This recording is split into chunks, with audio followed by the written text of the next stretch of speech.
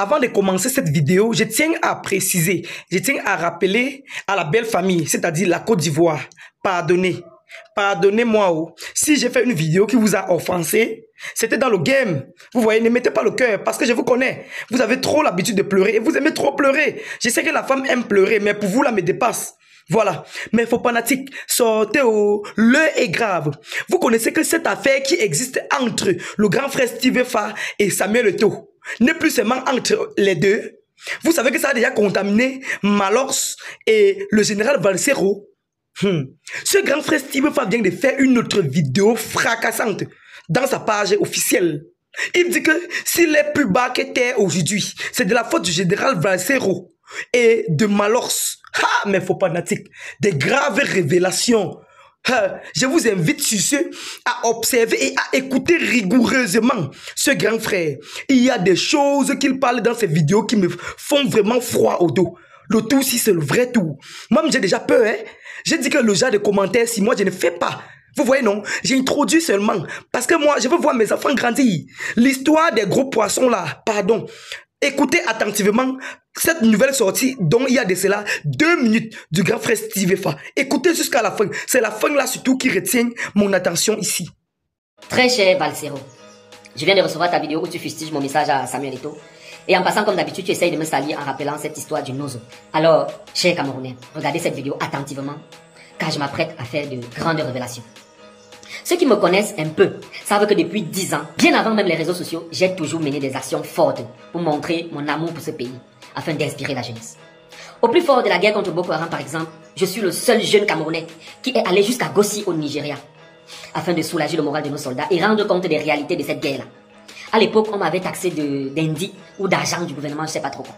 Bref, en 2020, l'occasion m'a été donnée une fois de plus de faire la même chose dans le Nozo, afin de montrer les réalités de cette sale guerre et son impact dans la scolarisation des jeunes là-bas, dont je n'ai pas hésité. Mais cette fois, j'étais accompagné des journalistes d'Equinox. Nous sommes allés dans plusieurs villes du nord-ouest. C'était le jour de la rentrée scolaire. Ma vidéo est toujours disponible, vous pouvez aller la voir.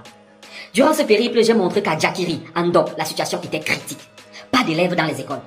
J'ai montré qu'à Kumbo, il y avait très peu d'élèves malgré la volonté des autorités.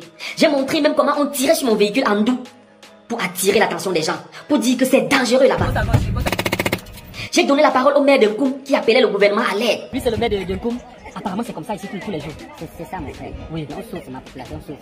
J'ai montré qu'en Kambé, bizarrement, les enfants allaient à l'école, en expliquant pourquoi cette localité-là n'a pas été trop affectée par la guerre. J'ai terminé la vidéo avec ces mots. Vraiment, faisons tout malgré tout. Vraiment, quels que soient les différends qu'on a, réfléchissons pour ces enfants-ci là, pour qu'ils aillent à l'école. À aucun moment, je n'ai dit qu'il y a la paix dans le Nozo. Et tout le monde a aimé cette vidéo. Vous pouvez encore aller lire les commentaires. Alors, d'où vient cette histoire de paix dans le Nozo?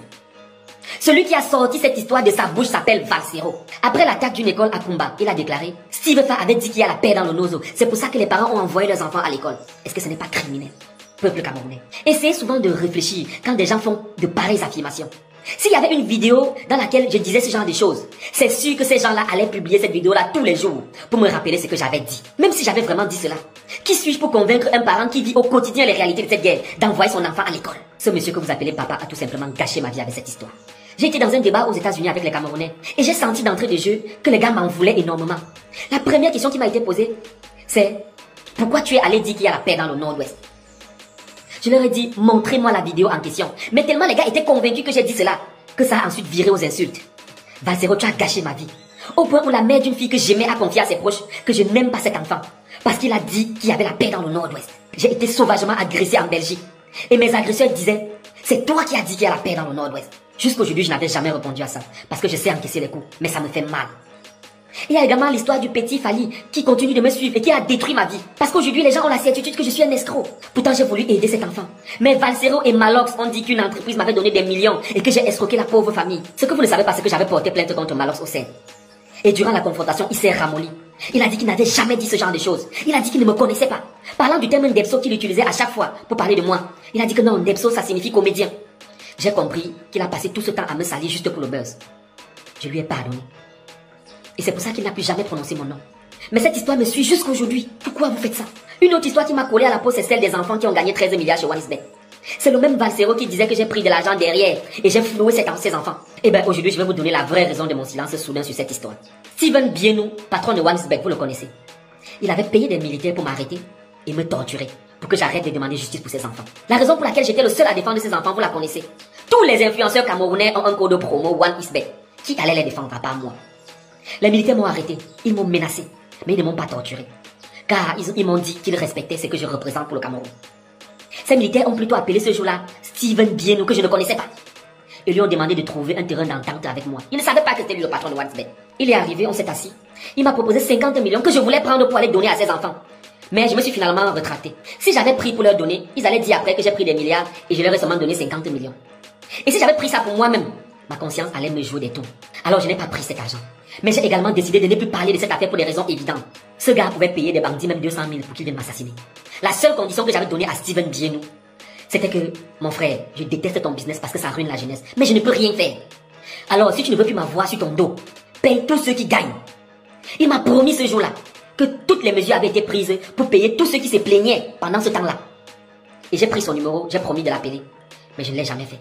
Je suis parti. Une autre histoire que ce même Valsero a amplifiée, c'est cette histoire d'homosexualité. Sur la base d'une liste que Shakiro a publiée, Valsero a pris du plaisir à me jeter à la vindicte populaire. C'est des choses qui me rongent. Imaginez mes enfants quand ils écoutent ça. C'est le même Valsero qui disait que Eto'o m'a donné des millions. Et c'est lui qui est surpris aujourd'hui d'apprendre que je n'ai même pas reçu un franc du président de la FECAFOOT. Valsero, cher grand frère, mes combats ne sont jamais monétisés. Je t'ai appelé un jour pour te dire que ça me fait extrêmement mal quand tu inventes des histoires à mon sujet. Tu m'as répondu que c'est le game, c'est le showbiz. Tu fais de l'argent en parlant de moi. Valsero, on ne fait pas de l'argent en détruisant les gens. Peuple camerounais, ne permettez plus à ces gens de me détruire. Je suis devenue insociable, violente, toujours sur la défensive. Parce qu'il y a des gens qui m'abordent parfois avec cette haine infondée que Valsero a mis dans leur esprit. Alors je suis toujours là à vouloir repousser les gens parce que je ne sais pas comment ils vont m'aborder. Vous vous demandez sûrement pourquoi je ne me suis pas justifiée depuis tout ce temps. Pourquoi j'ai laissé qu'on me diabolise autant. Je dois vous assurer que ça m'arrangeait un peu d'être le méchant du film. Mais bon, j'ai une nouvelle mission. Œuvrer pour un nouveau Cameroun et inspirer tous ces jeunes qui aspirent au changement. Aujourd'hui, Valsero dit que je suis du camp d'Ayolo et de Franck Bia. Hier, c'était le camp de Ngongo. Et avant-hier, c'était le camp de Laurent Esso. Ils sont même allés jusqu'à dire que c'est Laurent Esso qui a payé le terrain de Mafaniente en plein cœur de Bastos là-bas. Valsero, je travaille depuis l'âge de 19 ans. J'ai 36 ans aujourd'hui. Étudiant déjà, j'avais 3 restaurants chics dans la ville de Yaoundé. Et des investissements qui se chiffraient à des centaines de millions. C'est vérifiable, Valsero, c'est pas de la crypto-monnaie. Je ne sais donc pas si c'est la jalousie, mais sache que contrairement à toi qui as souvent bénéficié des largesses du gouvernement, j'ai bâti mon empire à la sueur de mon front. Peuple camerounais, si on vous montre une preuve un jour que j'ai émargé dans les histoires de Ligue 94 ou alors que j'ai reçu injustement 1 franc de l'argent du contribuable camerounais, arrêtez-moi, ligotez-moi et brûlez-moi vite. Vous dites souvent que je soutiens le régime. Je n'ai jamais soutenu un homme. Mais toutes les réalisations qui font avancer mon pays, je les soutiens. Vous dites aussi que c'est moi qui disais que les stades sont sucrés, la canne est sucrée. Oui, je l'ai dit. Je l'ai fait gratuitement. L'autre jour encore, je rencontrais monsieur le ministre Bagamboa à un événement. Je lui rappelais que c'est lui qui était à la manœuvre pour que je réalise cette vidéo qui a rendu notre canne sucrée. Mais que jusqu'à présent, j'attends un merci. J'attends un message de remerciement ou même une médaille. C'est vrai qu'il m'a rassuré que ça va venir. Mais j'ai fait ça avec le cœur parce que j'aime mon pays. Oui les gars, j'ai vanté le Cameroun. Avant la canne et après la canne. Quel que soit le problème qu'on a, quand on a un événement comme ça, un événement comme la canne, il faut tout faire pour laver l'image de notre pays. Et ensuite le linge sale se lave. Au sujet de Samuel Eto'o, pour terminer mon cher Valsero, je ne te permets pas de mettre ta bouche dans nos choses. C'est à toi qu'il donnait de l'argent. S'il te plaît, fais profil bas. Je l'ai soutenu, j'ai mis mon argent dans ce soutien. J'ai mis tout mon personnel de Tara Plus dans cette aventure pour qu'il gagne. Alors j'ai le droit de critiquer sa gestion. Même s'il m'avait donné de l'argent, j'allais critiquer sa gestion s'il faisait mal. Je ne m'associe pas à la médiocrité, Valsero. C'est depuis le Qatar que je le critique, je ne sais pas pourquoi ça t'étonne aujourd'hui. Mon cher Valsero, Samuel Eto'o en tant que légende du football, ce n'est pas ton égal, ce n'est pas notre égal. Il faut rendre à César ce qui appartient à César. Mais en tant que président de la FECAFOOT, je l'ai dit, il faut prendre à César ce qui ne lui appartient pas. Je vois les gens depuis hier faire une fixation sur l'allégorie que j'ai fait avec Nathalie quoi, parce qu'il veut trouver la petite bête. Bruno Béjan, j'ai vu ta vidéo. Mon frère, apprends à te taire quand tu ne maîtrises pas le sujet. Tu peux m'apprendre la loyauté? Bref. Valsero, c'est l'histoire de quelqu'un qui pensait avoir le monopole de la critique. La critique acerbe. Depuis que j'ai commencé à critiquer la gestion de notre pays, en faisant des propositions, il se sent attaqué dans ce chantier qui lui permet de manger. C'est toi qui critiquais Samuel Eto'o tous ces jours, de façon acerbe, Valsero. Aujourd'hui, que je décide également de critiquer Samuel Eto'o, mais de façon constructive, tu te fâches. Tu réchauffes toutes ces histoires, toutes ces fausses informations que tu as réussi à mettre dans la tête des Camerounais à mon égard. Qu'est-ce qui ne va pas, cher aîné? Ne vois-tu pas que tu m'as assez pourri la vie? Bref, j'ai toujours remis ma vie entre les mains du Seigneur, parce que je sais que seul le temps est le véritable tribunal. Mes faux fanatiques, je ne sais pas si vous connaissez la teneur emportée du message dans cette vidéo. Je ne sais pas si vous comprenez la profondeur, la quintessence de cette sortie du grand frère Steve Fa. Ceux qui ont grand sens de l'entendement vont comprendre. Mais faut pas natif. Je ne donne pas mon point de vue ici. Oh. Vous connaissez que je donne mon point de vue sur tous les sujets qui viennent nous retrouver sur Facebook. Mais le tout sinon, l'église a dépassé le pasteur. Oui, l'église a dépassé le pasteur. Je ne peux pas donner mon point de vue sur le jazz. Moi, je ne mange pas encore 2 plats par jour. Je ne peux pas mettre ma gueule dans l'histoire des gens qui mangent au moins 3 fois par jour. Mais il ne faut pas natico. Cette affaire était lourde comme ça. Depuis longtemps, je n'ai pas su. Au fur et à mesure, je ne fais que comprendre des choses étranges. Des choses très étranges. Je ne sais pas si vous réalisez. En tout cas, j'observe encore. J'observe encore. En attendant, partagez la vidéo. Toi qui me regardes maintenant, tu t'abonnes ou tu ne t'abonnes pas? D'ailleurs, ça te regarde. Laisse-moi te dire que dans cette page, je fais du Japap, du Congo-Ça, de l'actualité du Cameroun et partout dans le monde. Parfois, je donne mon point de vue. Mais le tout si, je suis décontenancé. Je suis navré. J'écoute encore. J'écoute encore. Je sais qu'il y a encore des sorties fracassantes. Je sais.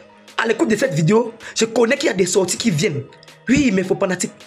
Actuellement sur Facebook, on m'appelle le sniper du FBI. Oui, donc abonne-toi. Désormais, appelez-moi le sniper du FBI de la toile. Portez-vous bien. Votre Japap Pro Max.